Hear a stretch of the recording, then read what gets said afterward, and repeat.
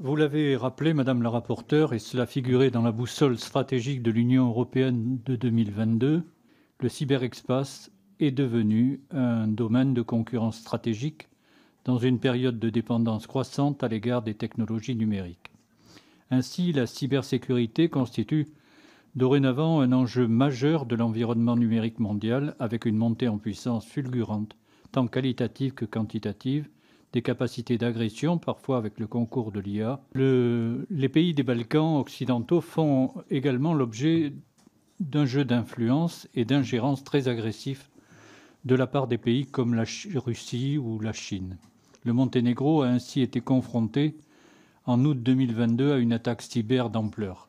De fait, l'Union européenne puis la France en 2019 ont adopté leur stratégie pour les Balkans occidentaux et une compétition d'influence se joue actuellement dans la région.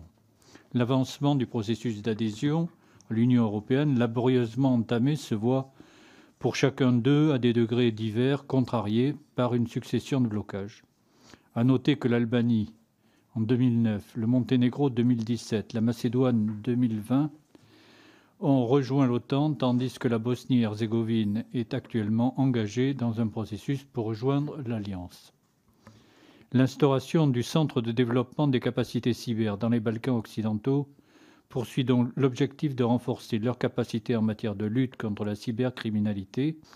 Cet accord alimente donc le partenariat entre la France et cette région d'importance géostratégique majeure et incarne la cyberdiplomatie menée par la France qui cherche à se positionner comme une puissance cyber.